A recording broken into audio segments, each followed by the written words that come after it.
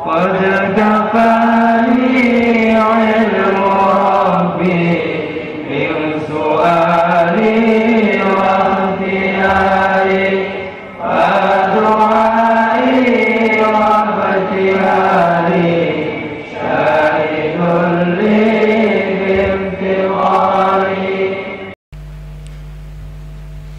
Jadi ada orang-orang yang punya pikiran bahwa yang namanya indah itu hanya yang bisa dilihat oleh mata. Terus ada orang yang punya pikiran lebih luas lagi. Enggak, indah itu bukan hanya perkara yang dilihat oleh mata. Suara itu juga ada suara indah ya. Makanan, kelezatan itu juga ada keindahannya.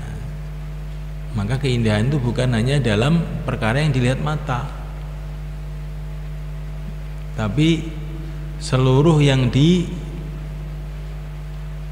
ditangkap oleh panca indera itu ada indahnya semuanya.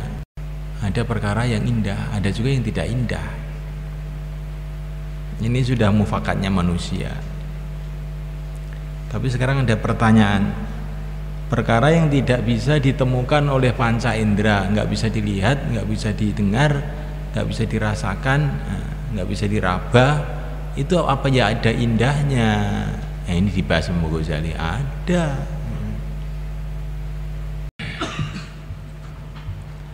Bismillahirrahmanirrahim. Maju mana? Mana apa sih jauh-jauh begitu? Dekat lagi.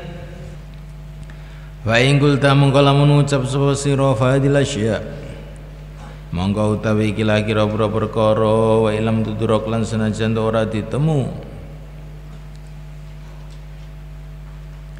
apa jami'uha sakabene hadil asya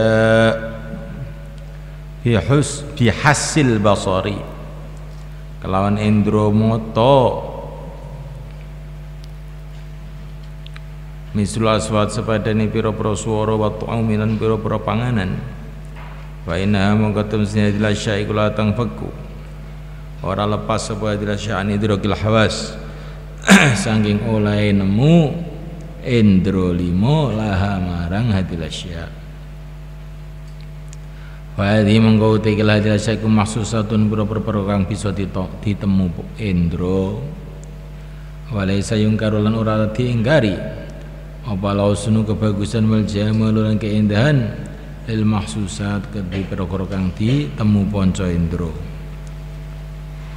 wala yungkarun ora diingkari apa husul dadi hasile kelezatan bidroki husniya kelawan nemu kebagusane mahsusat wa inama yungkaru mesti diingkari apa dalika mengkono-mengkono husn lan jamal fi wadil mudrak ing dalam liyane perkara kang ditemu bil hawasi klan ponco indro.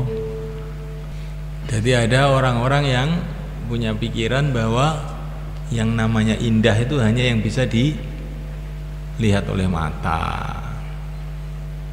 Terus ada orang yang punya pikiran lebih luas lagi. Enggak, indah itu bukan hanya perkara yang dilihat oleh mata. Suara itu juga ada suara indah ya. Makanan, kelezatan itu juga ada keindahannya. Maka keindahan itu bukan hanya dalam perkara yang dilihat mata, tapi seluruh yang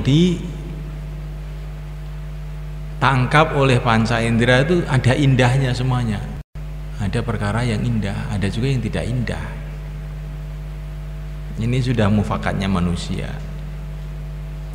Tapi sekarang ada pertanyaan.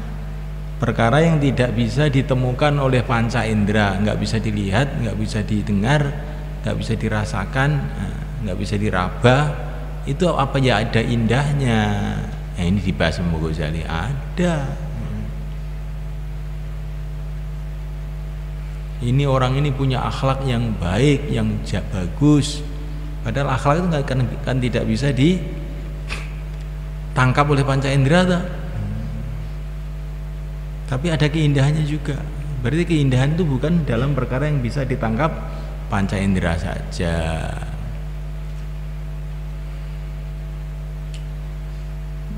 seperti apa itu, keindahannya akhlak, keindahannya tokoh-tokoh yang sudah lalu, para nabi, para rasul, para sahabat, pahlawan-pahlawan itu ada keindahannya kehidupan mereka itu. Buktinya dicintai oleh orang. Berarti kalau begitu manusia itu bisa menangkap keindahan yang di luar panca indera. Keindahan yang bisa ditemukan oleh hati. Imam Ghazali ingin menjelaskan begitu juga, maka kita naik kepada Tuhan. Tuhan itu maha indah, walaupun Tuhan itu tidak bisa ditemukan oleh mata, oleh telinga, oleh raba, bahkan tidak bisa dibayangkan oleh otak manusia, tapi ada keindahannya. Bahkan dialah puncak segala keindahan. Karena Tuhan itu puncak segala keindahan, bahkan tidak ada batasnya, maka cinta kepada Tuhan itu juga mungkin, bahkan dialah cinta yang tidak ada batasnya. Bangga ini Mas Imam Ghazali ini.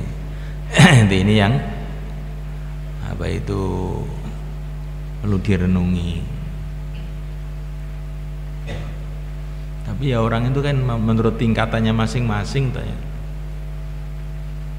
Anak kecil karena tingkatannya itu masih kecil ya, dia tidak bisa merasakan keindahan kecuali dalam makanan, permen, susu. Dia belum bisa memahami keindahan sebuah rumah, keindahan sebuah istana, belum bisa memahami. Nanti kalau naik lagi dia akan tahu keindahan pakaian. Nanti kalau naik lagi, maka terus-menerus ini taraf pemikiran seseorang itu bertingkat-tingkat. Sampai nanti kalau orang-orang ahli ilmu, dia akan menemukan keindahan ilmu. Yang ini bagi orang ahli ilmu tidak bisa ditangkap. Banyak orang-orang yang cinta sama ilmu, kajian ilmu. Ada yang cinta matematik, ada yang cinta bahasa Inggris, ada yang cinta ilmu agama, sampai mereka tuh lupa segala-galanya gara-gara ilmu itu, karena perasaan dia juga indah dan lezat sekali. Jadi tentu perkara begini tidak bisa dipahami oleh orang yang bukan ahlinya. Begitu juga cinta kepada Allah, menangkap itu tidak dengan mata, tidak dengan telinga, tidak dengan otak, tapi dengan nur basirah. Istilahnya orang dakwah, hidayah.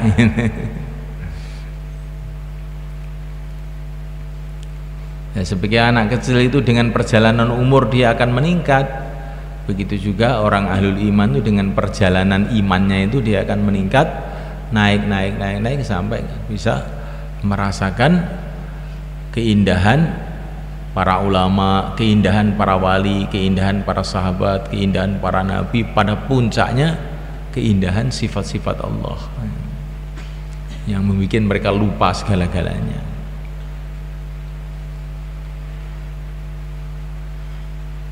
Nah, orang itu kalau sudah berbuat sesuatu karena cinta, itu itu murni itu.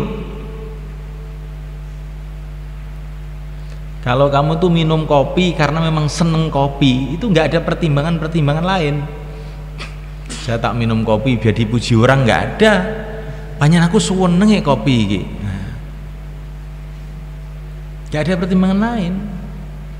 Maka ibadah, amalan yang dasarnya cinta kepada Allah dan Rasulnya ini amalan yang betul-betul luar biasa. Nggak ada pertimbangan lain. Pak seneng nggak panjang ini? Gak ada pertimbangan dia.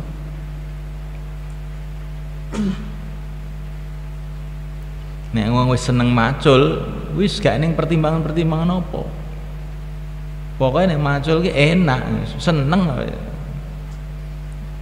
Padahal nek dihitung cara ekonomi ngono, saiki wong macul ki ya gak patek untung jane. Ya tapi wis cilik wis ngono kuwi wis seneng kadung wis. Nek gak macul gak enak. Dan lain sebagainya. Jadi sudah fitrah manusia mencintai yang indah, dan indah itu menurut tingkatannya orang berbeda-beda. Itu ringkesannya akan dibaca itu. Fa'alam, maka ketahuilah anal husna, bahwasanya kebagusan wal jamala dan keindahan maujudun adalah ada fi ghairil mahsusat, di selain perkara yang bisa ditangkap oleh panca indera. Yuqalu, karena boleh dikatakan hada khuluqun hasanun, ini adalah budi pekerti yang baik, wa ada ilmun hasanun, dan ini adalah ilmu yang baik, wa hadhihi siratun hasanah, dan ini adalah jalanan hidup yang baik, wa hadhihi akhlaqun jamilah, ini akhlak yang indah. Wa innamal akhlaqul jamilah, hanyalah akhlak yang indah itu yuradu dikehendaki biya dengan akhlak jamilah itu al ilmu adalah ilmu, wal aqlu dan akal, wal ifatu dan menjaga diri dari perkara yang buruk, wa syaja'atul dan keberanian, wa taqwa dan taqwa, wal karamu dan kedermawanan, wal muru'atu dan muru'ah. Muru'ah itu menjaga kehormatan diri, itu namanya muru'ah.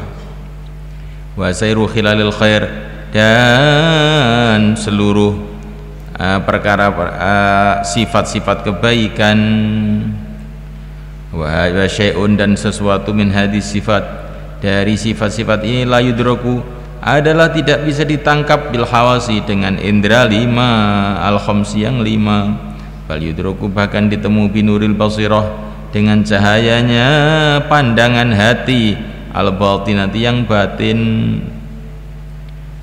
Wa kullu hadhil hilal, semua sifat-sifat ini al jamilati yang baik, mahbubatun al dicintai, wal mausufu dan orang yang disifati biya dengan hadhil hilal al jamilah, mahbubun ada juga dicintai, bitami dengan watak aslinya manusia, inda man arafa sifatihi, bagi orang yang tahu sifat-sifatnya.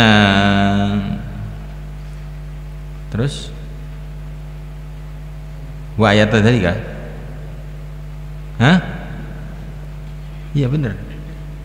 Wa ayat dzalika, dan mengetahui tanda-tanda sifat-sifat itu.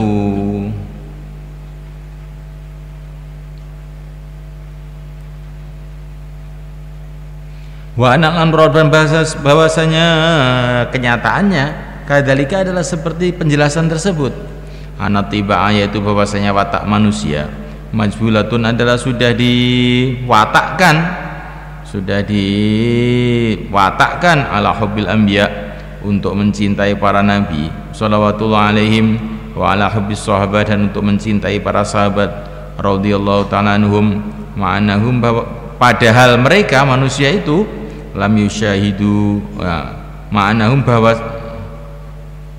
padahal manusia itu orang-orang yang cinta pada para nabi itu lam yusyahidu, mereka tidak pernah melihat para nabi, dan seterusnya. Bal ala hubbi arbabil madhahib, bahkan watak manusia sudah diwatakkan untuk cinta kepada pimpinan-pimpinan madhab, misli Syafi'i wa Abi Hanifah wa Malik wa ghairihim, hatta inna rajula, sehingga seseorang qad yujabizu, kadang-kadang telah melewati bi dengannya hubbuhu, kecintaannya, li sahibi madhabi, kepada pimpinan madhabnya, melalui haddal ishqi, batas kerinduan, batas gandrung, fayahmiluhu, maka mendorong dia dari kecintaan pada imam madhabnya itu, ala ayung fika jami' amalihi, untuk menginfatkan seluruh hartanya, fi nusrati madhabi, dalam membela madhabnya, wadhabi, yakni membela anhu dari madhabnya, wa yukhatiru biruhi, dan dia berani taruhan dengan nyeruhnya, fi qitali man yat'anu, di dalam memerangi orang yang mencacat, fi imamihi, dalam imamnya, wa madbu'ihi, dan yang diikutinya. Fakam min damin, maka berapa banyak darah uriqa yang dialirkan, fi nusrati arba'il madhab, di dalam membela pemilik-pemilik madhab, walaita syi'ri, dan alangkah walaita syi'ri, dan alangkah senangnya kalau saya tahu, man yuhibbu syifasalan man yuhibbu Syafi'i mathalan, orang yang mencintai Imam Syafi'i umpamanya, falam yuhibbahu, maka dia tidak mencintai Imam Syafi'i itu, walam yusyahid, dan dia tidak melihat qatu sama sekali suratahu, bentuknya.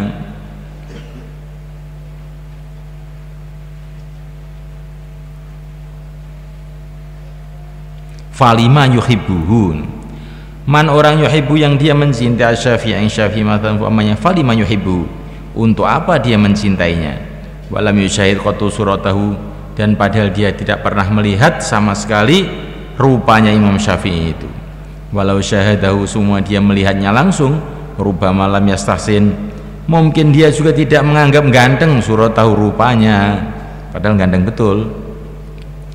Fastihsanu, maka anggapan dia bahwa Imam Syafi'i itu baik, alladzi hamalahu, adalah perkara yang mendorongnya ala ifratul hubbi, untuk berlebih-lebihan dalam cinta, huwali suratil batinah, yang itu adalah kecintaan kepada bentuknya Imam Syafi'i yang batin, lali suratil zahirah, bukan karena rupanya yang zahir.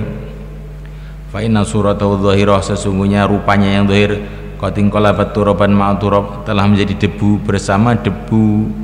Wa inna ma yuhibbuhu li sifatil batinah, tetapi dia mencintainya karena sifatnya yang batin, minad dini, yaitu agama, wa taqwa, dan taqwa, wa ghazaratil ilmi, dan banyaknya ilmunya, wal ihatati, dan meliputi, bimadarikid din, dengan pemahaman-pemahaman agama, wa intihadhihi, dan geraknya dia li ifadati ilmi syar'i, untuk mengajarkan ilmu syara', walinasi, dan untuk menyebarkannya, hadil khairat, kebaikan-kebaikan ini, fil alami, di alam semesta.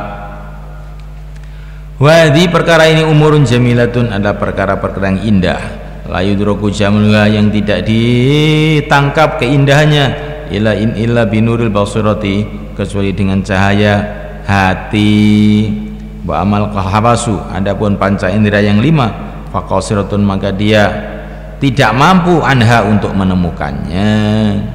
Wa kadzalika man yuhibbu Abu Bakar, dan begitu juga orang cinta kepada Abu Bakar As-Siddiq radhiyallahu ta'ala anhu, wa yufaddilu ala ghairihi, dan melebihkannya atas yang lain, au yuhibbu Aliyan, atau mencintai Sayyidina Ali radhiyallahu ta'ala anhu, wa yufaddiluhu, dan dia melebihkan Sayyidina Ali, wa yata'assabu, dan dia berta'assub lahu, kepada Sayyidina Ali, fala yuhibbuhum, maka dia tidak mencintai mereka, ila listihsani suwarihim ala batinah, kecuali karena menganggap indah kepada rupa-rupa yang batin mereka, minal ilmi, yaitu ilmu, wa dini, dan agama, wa taqwa, dan taqwa, wa syaja'ati, dengan keberanian, wal karami, dan kedermawanan, wa ghairi, dan lain-lainnya.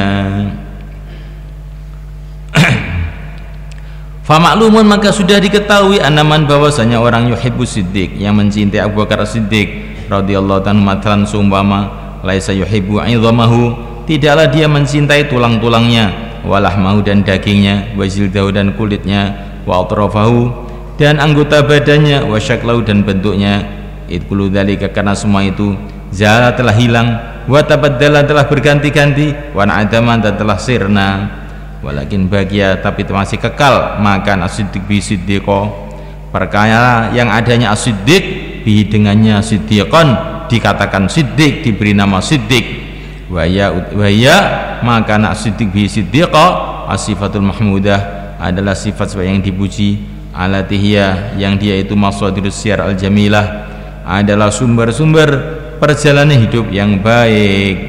Fakanal hukum, adalah kecintaan bagian mesti tetap, bibaqaitil kasifat, dengan tetapnya sifat-sifat tersebut, ma'azawil jami suar, bersama hilangnya semua bentuk-bentuk dohir. Watilka sifat-sifat tersebut tersimu, adalah kembali jumlah tuha, ringkasannya, ilal ilmi, kepada ilmu, wal qudrati, dan kemampuan.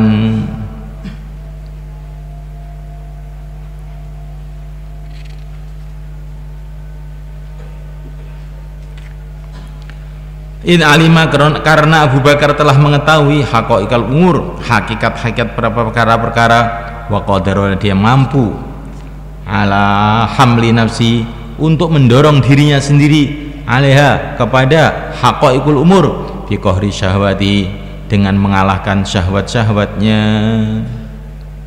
Fajami'u khilal khair, maka semua sifat-sifat kebaikan yatasya'abu adalah bercabang-cabang ala hadainil wasfain atas dua sifat ini. Jadi semua sifat-sifat kebaikan itu walaupun nggak bisa ditemukan oleh mata, telinga dan panca indera, tapi ada keindahannya dan bisa ditangkap oleh hati. Keberanian, orang itu berani nih, berani itu kan bisa ditangkapnya kan oleh hati, tidak bisa ditangkap oleh mata. Orang berani, ini orang dermawan, ini orang ahli ilmu dan sebagainya. Dan sifat-sifat kebaikan itu sumbernya adalah dua, ilmu dan qudrah. Ilmu itu maksudnya mengetahui perkara-perkara yang mengetahui sesuai dengan kenyataannya. Nah, mengetahui hakikat-hakikat perkara itu namanya ilmu. Yang baik diketahui baik, kalau buruk diketahui buruk. Qudrah itu maksudnya kemampuan, kemampuan untuk memaksa diri menjalankan yang baik, untuk memaksakan diri menjauhi yang buruk. Memangnya sifat dermawan. Dermawan itu timbul dari ilmu dan qudrah. Pertama kali orang itu tahu bahwa infak itu baik, tahu betul. Setelah itu dia mampu memaksa dirinya untuk infak. Jadi kan ilmu dan qudrah tuh. Taat itu juga dari ilmu dan qudrah. Tahu bahwa taat kepada Allah itu baik, kemudian dia mampu untuk memaksa dirinya untuk taat. Jadi semua sifat baik itu bercabang daripada ilmu dan qudrah. Kata Imam Ghazali. Dan ilmu dan qudrah ini tidak bisa ditangkap oleh panca indera yang 5, tapi bisa dipahami oleh hati manusia. Ini masih bicara makhluk terus ini, tapi maksudnya ini nanti supaya kita bisa paham. Ilmu yang sempurna, qudrah yang sempurna adalah milik Allah. Bahkan selain Allah itu sebetulnya tidak punya sama sekali. Ilmu tidak punya sama sekali qudrah kecuali pemberian Allah. Aslinya qudrat, aslinya ilmu itu milik Allah. Itu yang lainnya cuma diberi aja. Nah, kalau orang itu bisa mencintai ilmu dan qudrahnya manusia, bagaimana dia tidak bisa, sedangkan ilmu dan qudrah tidak bisa ditangkap oleh panca indera, kenapa dia tidak bisa mencintai ilmu dan qudrahnya Allah? Walaupun ilmu dan qudrahnya Allah juga tidak bisa ditangkap oleh indera 5, gitu loh maksudnya Imam Ghazali itu. Maksudnya mencintai Allah itu sebenarnya perkara yang masuk akal banget gitu loh, maksudnya itu. Mencintai Allah itu masuk akal banget, walaupun Allah itu tidak bisa dipandang oleh mata, didengar oleh telinga, diraba oleh tangan, dirasakan oleh lidah, bahkan tidak bisa dibayangkan oleh otak. Tapi sedang kamu kalau suruh membayangkan ilmu, apa bisa kamu? Ilmu nahwu itu bentuknya kayak apa? Apa bisa kamu? Nggak bisa toh. Itu al-kalamu, kalamuna ladunu fitun kasakem, itu kan alfiyah, itu bukan ilmu. Ilmu kan ada di dalam otak manusia, bentuknya kayak apa nggak bisa dibayangkan. Tapi kamu cinta ilmu, seneng ilmu, menghargai orang yang berilmu, berarti kan kamu bisa mencintai perkara yang tidak bisa dibayangkan oleh otak atau berarti. Nah, Tuhan itu tidak bisa dibayangkan oleh otak. Kamu semestinya juga bisa mencintai, mengagungkan, itu bisa.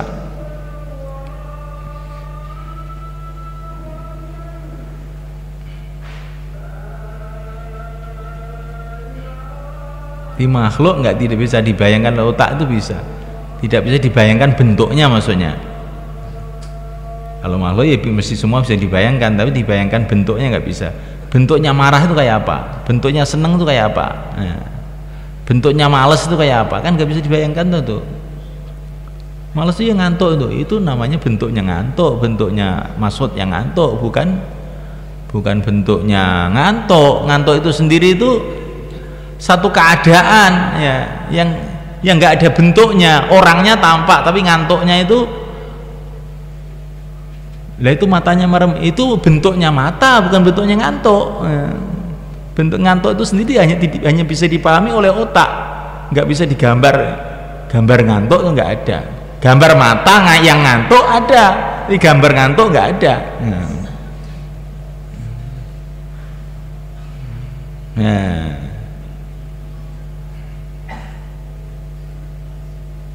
gambar orang berani ada, tapi gambar berani nggak ada.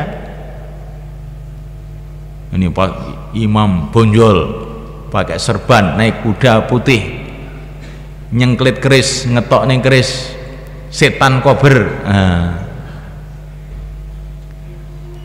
Ini adalah gambarnya orang pemberani, tapi bukan gambarnya keberanian. Keberanian itu sendiri tidak bisa digambar. Itu yang bisa menemukan adalah hati nurani manusia.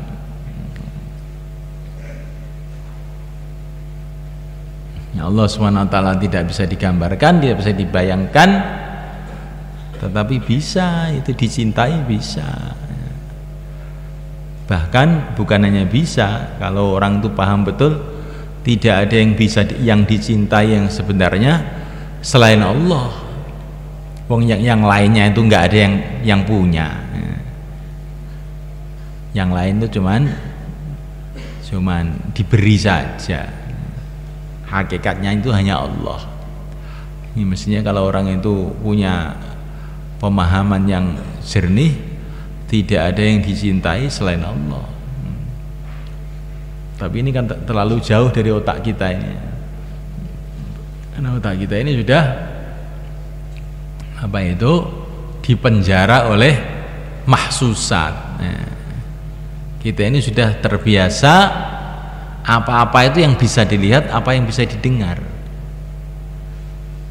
Sedikit waktu kita untuk merenungi perkara yang tidak bisa dilihat, tidak didengar itu, sehingga akhirnya kita ini jadi bodoh.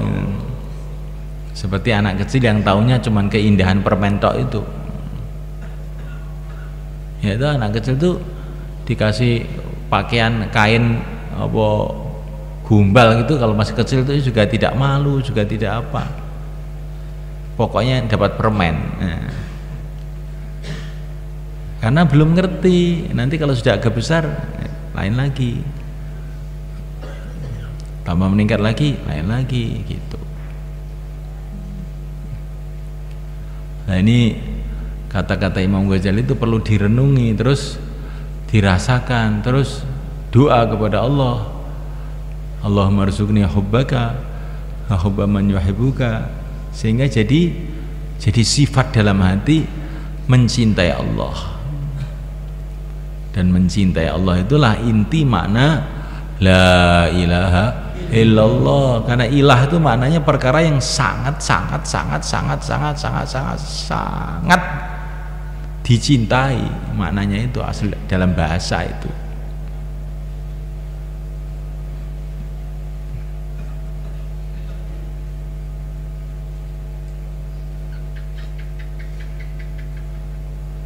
Ya itu aja. Subhanallah.